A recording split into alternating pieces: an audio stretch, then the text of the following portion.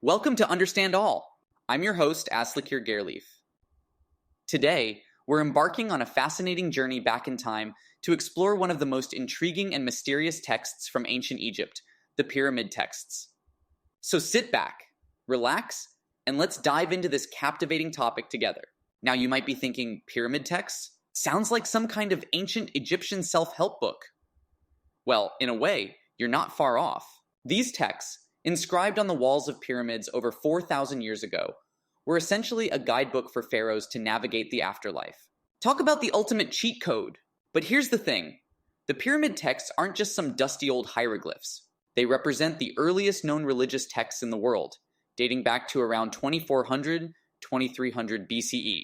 That's right, when these texts were being chiseled onto pyramid walls, woolly mammoths were still roaming the earth. Let that sink in for a moment. So, who exactly came up with this cosmic guidebook? Well, it all started with the pharaohs of the Old Kingdom, specifically the last king of the 5th dynasty, a guy named Unas. He decided that just being buried in a giant pyramid wasn't enough. He wanted some reading material for the afterlife too, and thus the pyramid texts were born. But here's the kicker. These texts weren't just available to any old Egyptian. Oh no, they were the exclusive domain of the pharaohs. It was like a VIP club for the afterlife, and the cover charge was being a divine ruler. I guess even in ancient times, it was all about who you know. Now you might be wondering, what exactly is in these texts? Well, buckle up, because we're about to take a wild ride through the Egyptian underworld. The pyramid texts are filled with spells, incantations, and rituals designed to protect the pharaoh on his journey through the afterlife. It's like the ultimate survival guide, but instead of telling you how to start a fire or find clean water, it's all about how to navigate the various gods and demons you might encounter on your way to eternal life. One of the central themes of the texts is the pharaoh's transformation into an Ak, a sort of glorified spirit that could dwell among the gods. It was like the ultimate level up, going from mere mortal to divine being. But to achieve this status, the pharaoh had to prove himself worthy, and that's where the spells come in.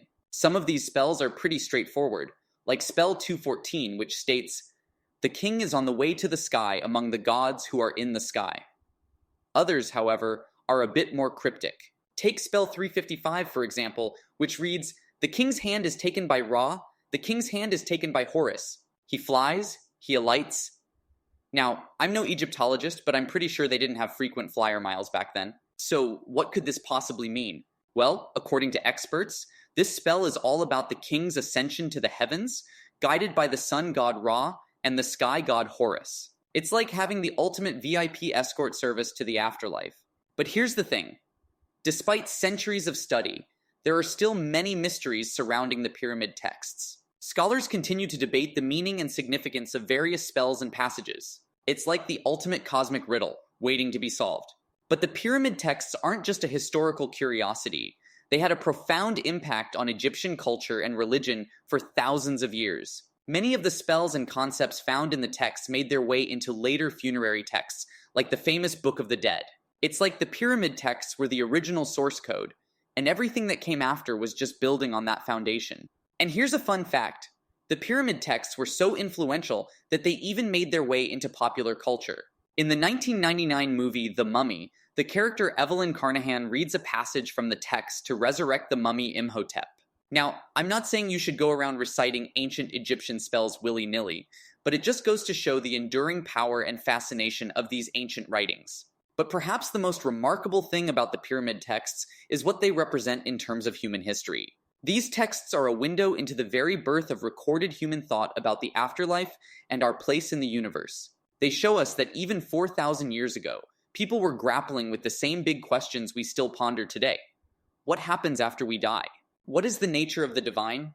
How do we make sense of the world around us? In a way, the pyramid texts are like a cosmic time capsule, preserving the hopes, fears, and beliefs of an ancient civilization for us to discover thousands of years later. And as we continue to decipher their meanings and unravel their mysteries, we're not just learning about the ancient Egyptians, we're learning about ourselves and our own place in the grand scheme of things. So the next time you're updating your social media status or posting a selfie, remember, you're part of a tradition of human communication and self-expression that stretches back over 4,000 years, all the way to the walls of the pyramids. And who knows, maybe someday, far in the future, Some archaeologists will stumble upon our digital hieroglyphs and try to make sense of our own beliefs and obsessions. And that's the fascinating story of the pyramid texts, a cosmic guidebook, a historical enigma, and a testament to the enduring human quest for meaning and immortality. According to a study published in the Journal of Egyptian Archaeology, the pyramid texts contain over 759 distinct spells or utterances. That's a lot of magical firepower, but here's the thing. Not all pharaohs had the same number of spells inscribed in their pyramids. The Pyramid of Unas, for example, contains only 283 spells, while the Pyramid of Pepi II boasts a whopping 675. I guess when it comes to the afterlife, some pharaohs were more spell-happy than others. But the pyramid texts aren't just a numbers game. They're also a linguistic treasure trove. The texts are written in an archaic form of the Egyptian language, which is quite different from the Middle Egyptian that became the classical language of ancient Egypt. It's like trying to read Shakespeare's English versus modern-day English.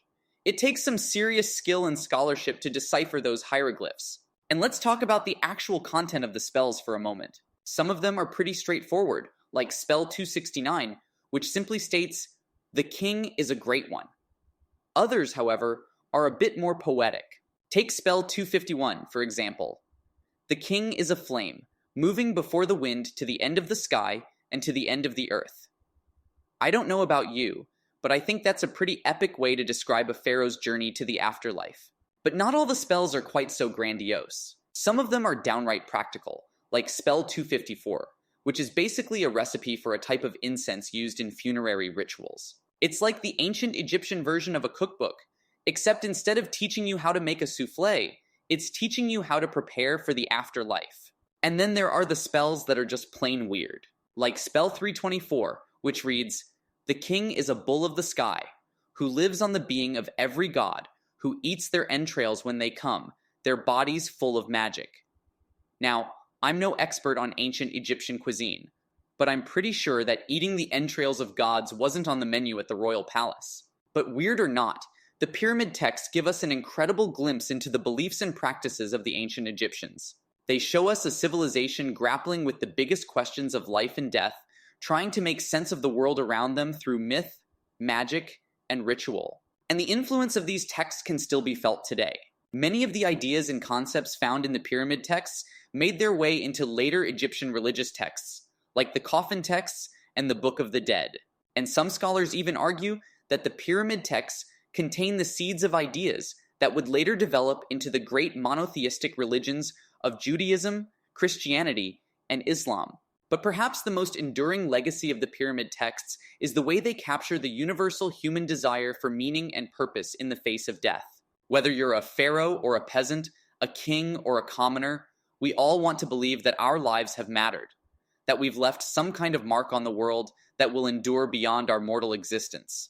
And in a way, that's exactly what the pyramid texts did for the pharaohs of ancient Egypt. By inscribing their names and their stories on the walls of their tombs, they ensured that their legacy would live on for thousands of years, even as their bodies turned to dust. So maybe that's the real magic of the pyramid texts. Not the spells and incantations, but the way they remind us of our own mortality and our own desire to be remembered. And in a world where so much of our communication is fleeting and ephemeral, maybe there's something to be said for carving our words into stone, for leaving a permanent record of our hopes and dreams for future generations to discover. And who knows, maybe someday, thousands of years from now, some future archaeologist will stumble upon the remains of our own civilization and try to make sense of our own pyramid texts, the tweets, the posts, the snaps that we leave behind as our own form of digital hieroglyphs. And maybe, just maybe, they'll see in us the same thing we see in the ancient Egyptians, a species trying to make sense of our place in the universe, grasping for meaning and purpose in the face of the great unknown. So the next time you're scrolling through your social media feed or updating your status, take a moment to think about the pyramid texts and the ancient Egyptians who wrote them.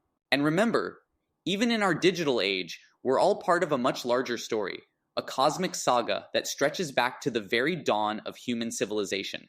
And that, my friends, is the enduring power and mystery of the pyramid texts. A reminder that even in death, we are all part of something greater than ourselves, a story that will continue to be told long after we are gone.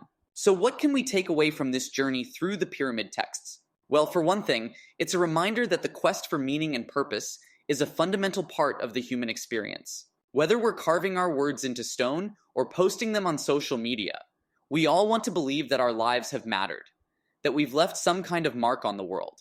But the pyramid texts also remind us of the power of language and storytelling. These ancient spells and incantations may seem strange and foreign to us today, but they were the cutting-edge technology of their time, a way of using words to shape reality and navigate the mysteries of life and death.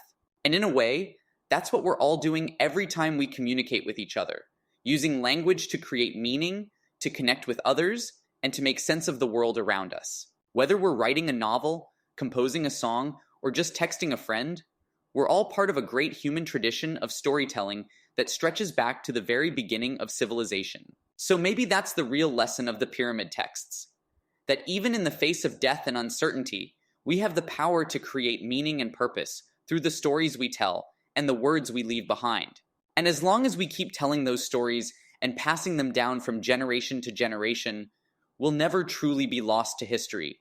And that's a wrap for today's episode of Understand All. I hope you've enjoyed this journey through the mysterious and fascinating world of the pyramid texts. And I hope that, like the ancient Egyptians, you'll continue to use language and storytelling to make sense of your own life and leave your mark on the world. So until next time, keep exploring, keep questioning, and keep telling your own stories. Because in the end, that's what makes us human. The ability to create meaning out of chaos and find purpose in the face of the unknown. Thanks for listening, and I'll see you next time on Understand All.